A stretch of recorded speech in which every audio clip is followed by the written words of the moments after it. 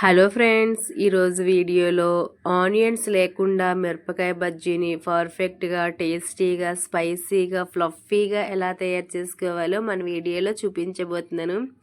మిరపకాయ బజ్జీలు అంటే చిన్నవాళ్ళ నుంచి ప్రతి ఒక్కరికి చాలా ఇష్టము. అందులో ఈ ప్రజెంట్ వింటర్ సీజన్ కదా, అందుకు కానీ ఈవినింగ్ అయ్యేసరికి వేడివేడిగా స్పైసీగా తినాలనిపిస్తుంది.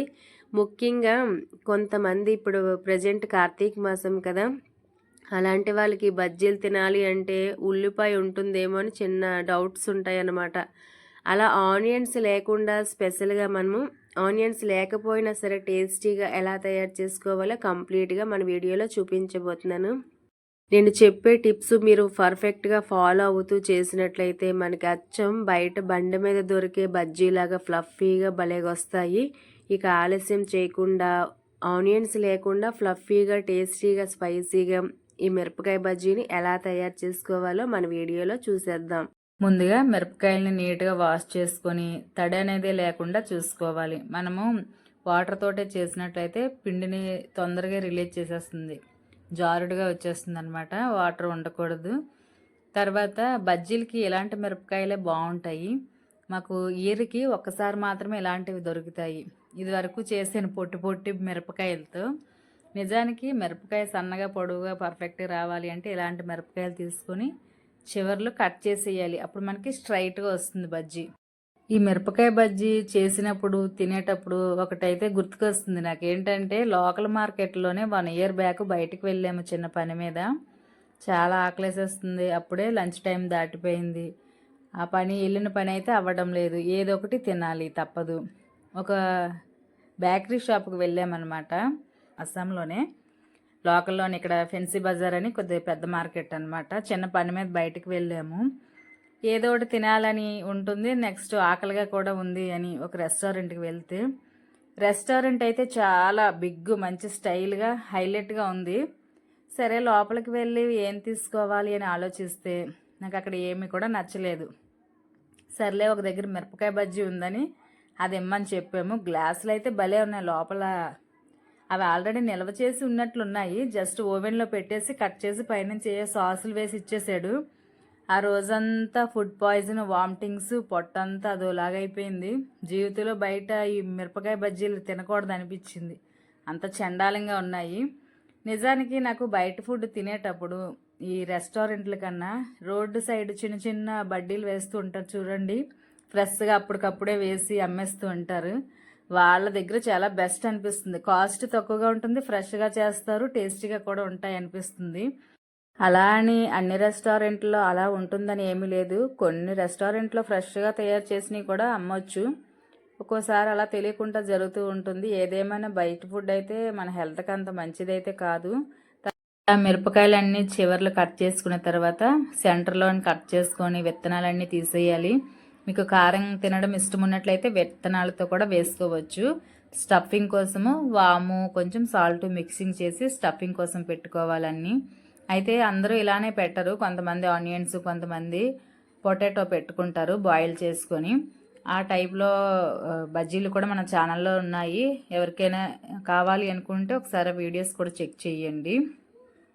అయితే శనగపిండితో కాంబినేషన్గా ఇలా వామ్ బజ్జీయే బాగుంటాయి. వామ్ స్టఫింగే పర్ఫెక్ట్గా ఉంటాయి.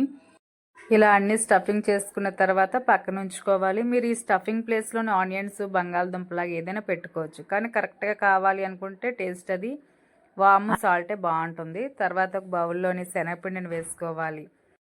శనగపిండి మనం కొనేదానికన్నా ఇంట్లోని 1 కేజీ పప్పుకి ఒక 100 గ్రాముల బియ్యాన్ని వేసుకొని ఆడించి పెట్టుకున్నట్లయితే స్నాక్స్ కింద, అలానే చట్నీలకి అవి చాలా టేస్టీగా ఉంటాయి.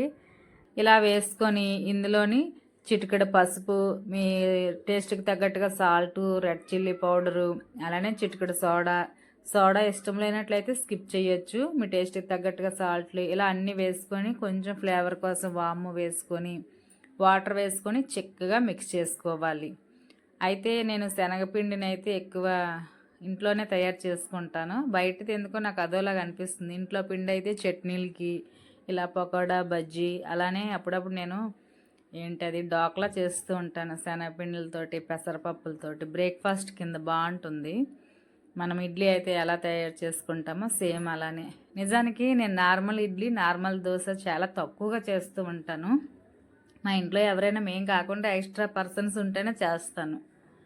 ఇలా అంతా చిక్కగా కలుపుకున్న తర్వాత ఒక పావుగంట పాటు పక్కన ఉంచుకో. ఈ సోడా అయినా ఇప్పుడైతే వేసాను కానీ జనరల్గా నేను సోడా కూడా ఎక్కువగా వాడనండి. ఎందుకంటే ఆయిల్ ఎక్కువగా పీల్చేస్తుంది. మనం వేసిన వెంటనే ఎక్కువగా మళ్ళీ పొంగిపోయి ఆయిల్ అంతా తీసేసుకొని మళ్ళీ అది తిన్న తర్వాత మన పొట్ట అంతా సేమ్ ఆ బజ్జీలాగే పొంగడం. అందుకు గాను నేను జనరల్గా అయితే ఎక్కువగా వాడను. మనకి టేస్టీగా స్మూత్గా రావాలి అంటే కాసేపు ఇలా మిక్స్ చేసుకొని పక్కన ఉంచుకుంటే సరిపోతుంది. తర్వాత డీప్ ఫ్రై కోసం స్టవ్ ఆన్ చేసుకొని బాండీలో ఆయిల్ వేసుకోవాలి. ఆయిల్ వేసుకున్న తర్వాత మనం ముందుగా నానబెట్టి ఉంచుకున్నాం కదా, ఈ శనగపిండి మిశ్రమాన్ని ఒక గ్లాసులో వేసుకోవాలి. ఫస్ట్ మిరపకాయ మూలిగే అంత పొడవులోని గ్లాస్ అయితే ఉండాలి. మీకు ఎక్స్పీరియన్స్ ఉన్నట్లయితే డైరెక్ట్గా కూడా వేసుకోవచ్చు, కానీ ఇలా గ్లాసులో వేసి వేయడం వల్ల చాలా నీట్గా వస్తాయి. తర్వాత మనం స్టఫింగ్ చేసుకున్న మిరపకాయలు ఉన్నాయి కదా, అవి డిప్ చేయాలి కంప్లీట్గా.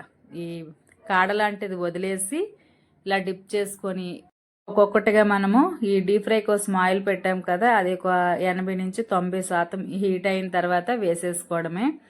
పిలకలు అనేవే లేకుండా, అంటే డ్రాప్స్ లాగా కిందకి పడుతూ ఉంటాయి కదా, అలా రాకుండా గ్లాస్లో వేసుకొని ఇలా చేసేస్తే ఈజీగా వచ్చేస్తాయి. అయితే కొంతమంది డైరెక్ట్గా ఒకసారి మాత్రమే డీప్ ఫ్రై చేస్తారు. మనకి కొంచెం ఫ్లఫీగా కావాలి అనుకుంటే ఇలా మనం ఇప్పుడు బజ్జీని వేసాం కదా, ఈ మిరపకాయను ఒక 70-80% మాత్రమే ఫ్రై అయ్యి కుక్ అయిన తర్వాత తీసేయాలి. తీసేసి మళ్ళీ ఇవే మిరపకాయని మరొకసారి అదే పిండి మిశ్రమంలో డిప్ చేసుకొని మరొకసారి వేసుకోవాలి. చాలా బాగుంటాయి ఇలాంటి బజ్జీలు. టేస్టీగా ఉంటాయి. 2-3 తింటే కడుపు నిండిపోతుంది, అంత టేస్టీగా ఉంటాయి. జనరల్గా బయట చేసేటప్పుడు ఎక్కువగా సోడా వేసేసి ఎక్కువ పిండి పెట్టేసి చేసేస్తూ ఉంటారు. ఒక్కోసారి మనకి తెలియకుండానే లోపల వరకు కుక్ అవ్వదు. ఇలా 2 టైమ్స్ మనం డిప్ చేసి డీప్ ఫ్రై చేయడం వల్ల బజ్జీ చాలా టేస్టీగా ఫ్లఫీగా ఉంటుంది. ట్రై చేయండి. మనం మరలా లోపల స్టఫింగ్ కోసము ఏదైనా వేసుకోవచ్చు. క్యారెట్ తురుము, ఆనియన్స్, రెడ్ చిల్లీ పౌడరు, కొంచెం లెమన్ జ్యూసు, కొత్తిమీర ఇవన్నీ మిక్స్ చేసుకొని సలాడ్ లాగా చేసుకొని చాలా స్మూత్గా సలాడ్లా చేసుకొని లోపల స్టఫింగ్ కూడా పెట్టుకోవచ్చు. ఇలానే అన్ని 2 టైమ్స్ వేసుకొని ఫ్రై చేసుకొని ఒక బౌల్లో సర్వ్ చేసుకోవడమే. చాలా బాగుంటాయి. ఇలాగ 2 టైమ్స్ వేసి ట్రై చేయండి, చాలా చక్కగా వస్తాయి. ఇవన్నీ అలా ఫ్రై చేసుకున్న తర్వాత ఇది 1 టైం వేసిందే, మీకు ఇలా కూడా ఉంచుకోవచ్చు. ఎక్కువగా మనకి ఇలా కనిపిస్తాయి కొన్ని బజ్జీలు. 1 టైం వేసింది, 2 టైమ్స్ వేసినవి చూసారా ఫ్లఫీగా భలే వచ్చాయి. మీకు స్పైసీగా కావాలి అనుకుంటే మాత్రము 1 టైం మాత్రమే డీప్ ఫ్రై చేయండి. ఫ్లఫీగా కావాలి అనుకుంటే 2 టైమ్స్ డీప్ ఫ్రై చేసుకోవాలి. ఆనియన్స్ లేకుండా ఎలా తయారు చేసుకోవాలో ఈ మిరపకాయ బజ్జీలని చూశారు కదా, తప్పకుండా ట్రై చేయండి. మీరు ఆనియన్ తిన్నట్లయితే మిడిల్లో కట్ చేసుకొని చక్కగా మనం అన్ని స్టఫింగ్ పెట్టుకొని పైన లెమన్ పిండుకుంటే చాలా టేస్టీగా ఉంటాయి. ఈ వీడియో మీకు నచ్చి అర్థమైందని అనుకుంటున్నాను. వీడియో నచ్చినట్లయితే లైక్ చేయండి. యూజ్ అవుతుంది అనుకుంటే మీ ఫ్రెండ్స్ అండ్ ఫ్యామిలీకి ఫార్వర్డ్ చేసి మన ఛానల్ని సబ్స్క్రైబ్ చేయండి. నేను పెట్టే వీడియోస్ అన్నీ మీకు నోటిఫికేషన్లో రావాలి అంటే పక్కనే బెల్ సింబల్ మీద క్లిక్ చేసి ఆల్ అనే ఆప్షన్ పైన ప్రెస్ చేస్తే నేను ఏ రోజు ఏ టైంలో వీడియో పెట్టినా ఎప్పటికప్పుడే మీకు నోటిఫికేషన్ వస్తుంది. కొంతమంది నన్ను బయట అడుగుతున్నారు, నువ్వు వీడియోస్ చేయటం లేదా, నాకు నోటిఫికేషన్ రావటం లేదు అని అడుగుతున్నారు. అయితే నేను పెట్టే వీడియోస్ అన్నీ మీకు నోటిఫికేషన్ రావాలి అంటే నేను ఏం చేయాలని చెప్పాను కదా, సబ్స్క్రైబ్ బటన్ తిన్నగా బెల్ ఐకాన్ ఉంటుంది, దాని మీద ప్రెస్ చేసి ఆల్ అనే ఆప్షన్ పైన ప్రెస్ చేస్తేనే నేను ఏ రోజు ఏ టైంలో వీడియోస్ పెట్టినా మీకు ఎప్పటికప్పుడే నోటిఫికేషన్ వస్తుంది. నెక్స్ట్ మరొక మంచి వీడియోలో కలుద్దాం. అంతవరకు కీప్ వాచింగ్ వెంకటేశం.